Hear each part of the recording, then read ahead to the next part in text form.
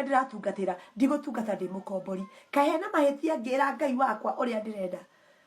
I know I have calling but siwezi awaken bila kujua roots zangu. Yeah, you have sasa si uko hata na jibu wewe.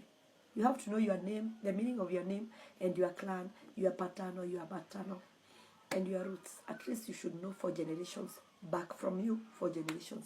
So maraigua uruniki riria ndiroiga kiria githini wakwa nini ndamerire ni ona guciara mwana ndoigire watoto wake nini ndoigire ndikiciara ndi mukombori. That was my choice. That is how I relate with my God. Ate niye Ngai okono renda ndehe mwana guku thiri ndiguciara ndi mukombori ndarora nyumba ya mukomboro guo ngarigo ni haingaiga gitanda kia mwana ngoiga ndiguciara ndi mukombori. That was my choice. Hiyo sio choice ya waganga.